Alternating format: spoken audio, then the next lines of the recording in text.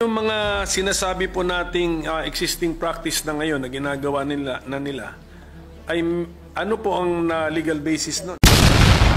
Unang tanong ng ating pinunong minorya. At yan po, alam niyo po, dito po sa aking kaliwa, kung titingnan niyo po, dahil ang sabi ko po sa kanila, Ginoong Pangulo, tayo po ay haharap sa bar tatner,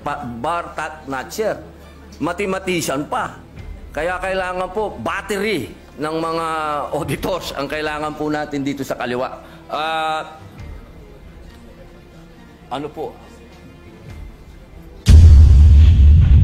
Pangulo, maiksing manifestasyon lamang po. Opo, please proceed. Ginoong Pangulo, matiyaga pong naghihintay ang inyong lingkod na matalakay po ang matagal na pong nabinbin. Ito pong patungkol po sa medical cannabis bill. Inaantay ko po na ito ay mapag-usapan po sa plenaryo at inaantay ko pa rin po ang aking mga kasamahan na mag-i-interpellate po dito. Nais ko lamang pong magtanong kung hanggang kailan po ako mag-aantay sa interpellasyon. Napakahalaga po sa akin ng bill na ito. I have been patiently waiting for my medical cannabis bill to be discussed in plenary, but unfortunately, not one of my colleagues is prepared to interpolate this measure. Be that as it may, I will be waiting here for the availability of my colleagues to interpolate. Yun lamang po, maraming salamat po. Thank you, Senator Padilla. Yes, Minority Leader. Mr. President, the minority is always prepared. It's a matter of scheduling by the majority leader. Yes. May we ask the Majority Leader if it is in the agenda for today? Yes, Mr. President, it's in the agenda, but we are prioritizing those measures that are already in the advanced stage, Your Honor, Mr. President. Yes, maybe we can ask our colleagues if they are ready to interpolate the measure of Senator Padilla. Maybe we can ask the members of the majority first if those who are scheduled to interpolate the bill of Senator Padilla.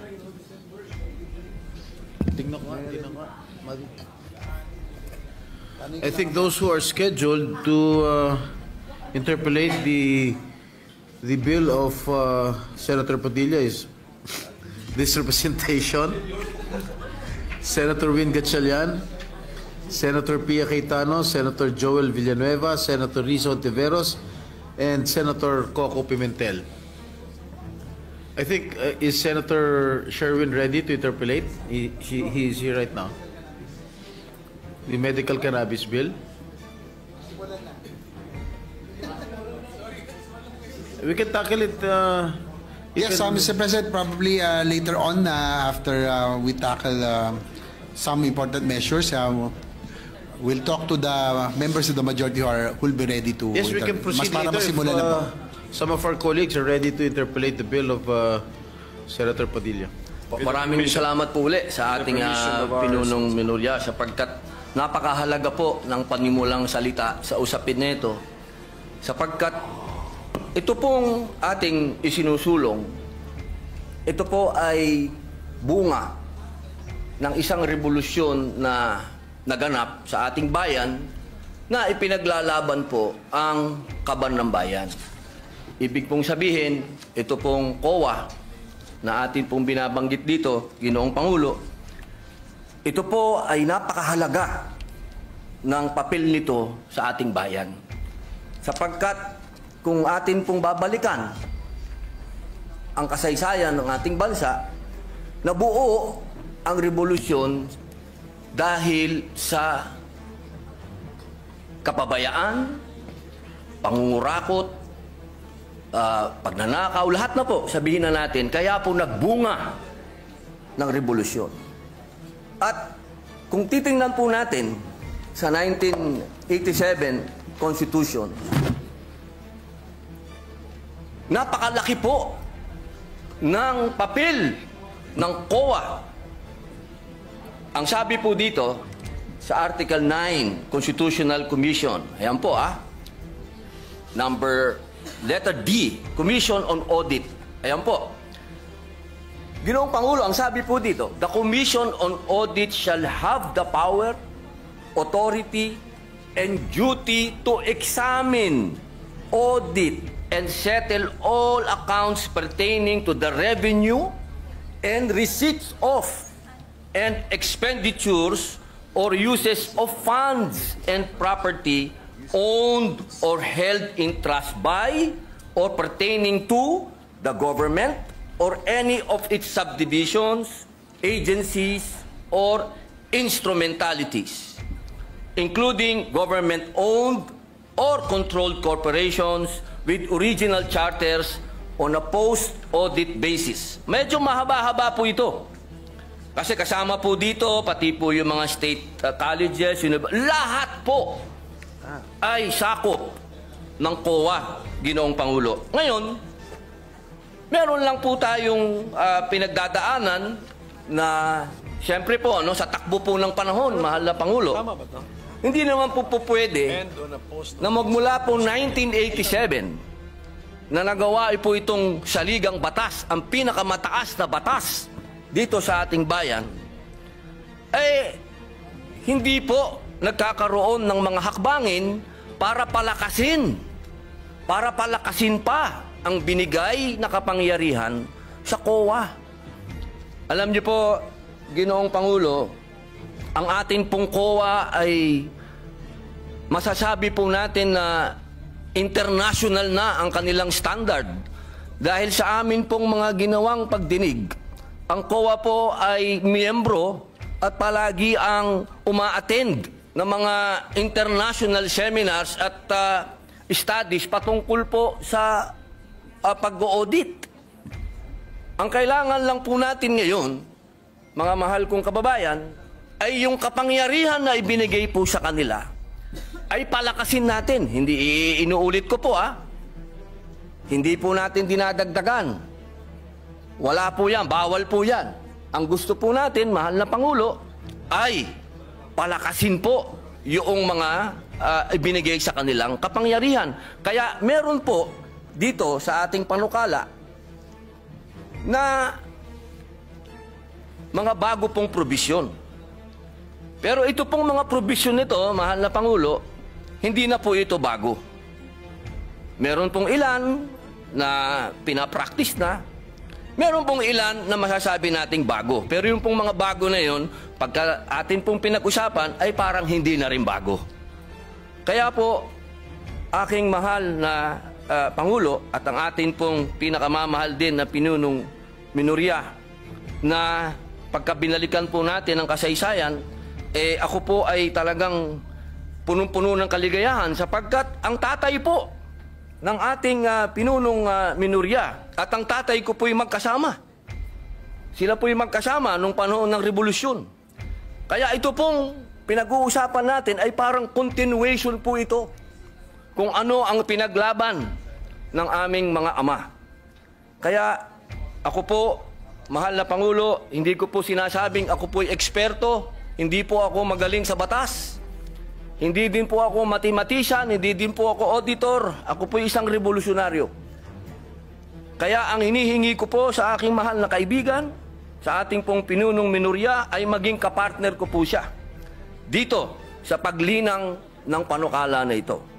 Sapagkat naniniwala po ako na ang pinaglaban ng aming mga ama hanggang ngayon, ito po ang natatanging lamang panglaban ng taong bayan sa korupsyon. Ito lamang pong COA. Maraming salamat po, Ginoong Pangulo. Salamat po. At marami na pong nasagot dun sa opening statement ng ating sponsor, ang ating mga concerns. Pero ito pong ating panukala ay isa po itong code. Opo. Tama po. So, ang gusto ba natin mangyari dito na lahat ng ating gustong malaman tungkol sa government auditing ay dito natin makikita at mahanap sa panukalang ito? Opo. Okay. Alam niyo po, katunayan po, mahal na Pangulo, noong nagsagawa po kami ng pagdinig, napaka eye-opener po. Sapagkat marami po talaga na hindi naman nasasaad sa batas, pero kanila na po itong isinasagawa at ginagawa na po nila ang kailangan po natin ngayon na Ginoong Pangulo, maging batas po para mas lalo pong maging masabi pong matalim ang kanilang ipin po. Pero yung mga sinasabi po nating existing practice na ngayon na ginagawa nila ay ano po ang legal basis nun? Opo. Kasi ito ba'y, siyempre, bago nila ginawa yan, kinover muna nila sarili nila ng, ano ba tawag, circular ba? Opo, Is it circular. O, Opo. sige.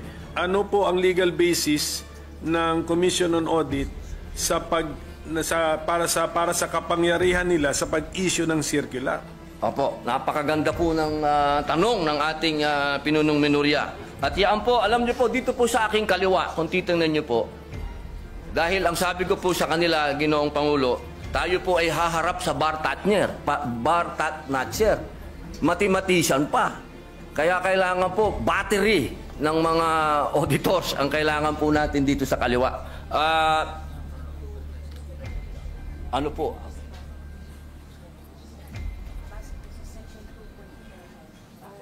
Yung legal basis na yun ay nandun sa Section 2 ng Konstitusyon. Opo. Dito po, sa nakalagay po sa ating konstitusyon, sa Section 2 po, ng letter D, the Commission on Audit, dito po sa Section 2, number 2, sabi po dito, the Commission shall have exclusive authority, subject to the limitations in this article, to define the scope of its audit and examination, establish the techniques and methods required therefore. Yun po, nasa konstitusyon po, mahal naming Pangulo, na sinasabi po dito, meron po silang karapatan na maggawa ng mga techniques, establish techniques, methods sa pangalan po ng circular. Apo. Yung susunod, yung mas importante rin po. Sige po, basahin ko na po. Baka kasi English baka may Tagalog kasi dito. Meron kasi Kaya nga po, ang sana ating may konstitusyon Tagalog tayo. actually ay nakabandato dyan na merong Tagalog version ng ating konstitusyon. Sige po, pwede po natin gamitin yun. Tagalog sana para maintindihan ng ating mga kababayan. Masyado akong spoken in dollar. Tagalog. Tuloy ko muna po sa English. Sige po. Due to insistent public demand. Therefore, and promulgate accounting and auditing rules and regulations, including those for the prevention and disallowance of irregular, unnecessary, excessive, extravagant, or unconscionable expenditures or uses of government funds and properties. Malinaw po dito, Ginoong Pangulo. Ito po naman sa Tagalog,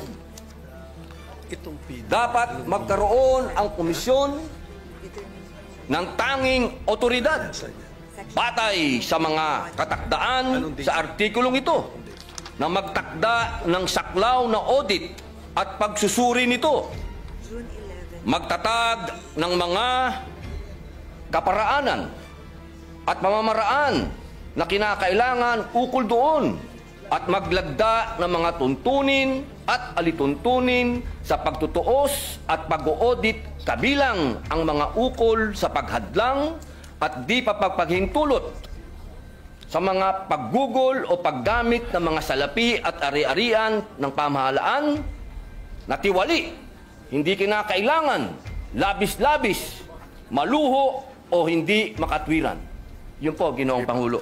So, sa ngayon po, ang COA, aside from the circulars that they have issued, and aside from the constitutional basis in the 1987 Constitution, ano po ang batas na nag-govern sa kanilang mga kilos? Sa ngayon po ay Sa ang ngayon, saligang yes. batas. At siyempre po, yung pong nakaraan, nung panahon po ng tayo pa po ay nasa panahon pa ng Marcos Sr., meron po tayong Presidential Decree 1445. Opo, doon po nagbase halos Opo. And that is a 1978 law. So, ibig na, ang gusto natin na sabihin ngayon, ang basic and fundamental auditing code na sinusunod ng COA sa ngayon is a 1978 law. Opo. Opo. Yung 1978 auditing code na yan, paano naman siya binago ng mga detalye na nandun sa 1987 Constitution?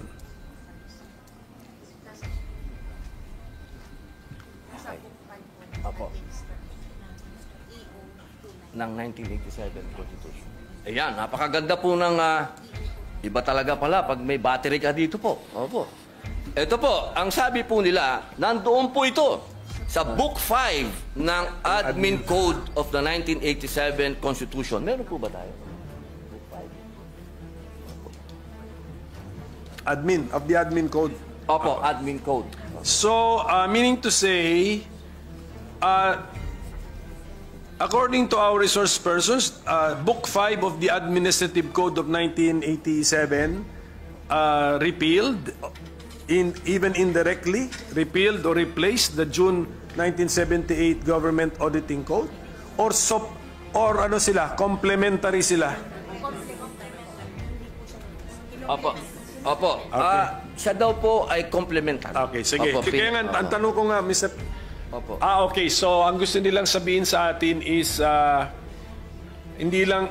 ngayon, hindi naman talaga nakarely ang COA sa isang 1978 na issuance. Opo. Pati na rin sa Book 5 ng Admin Code ng 1987. Okay. Opo. Kaya po ang next tanong ko, kung medyo na-update na rin naman pala, ano po naman ang pagbabago na ating ilinagay sa ating panukala such that it is more desirable now to have this new government auditing code. Opo.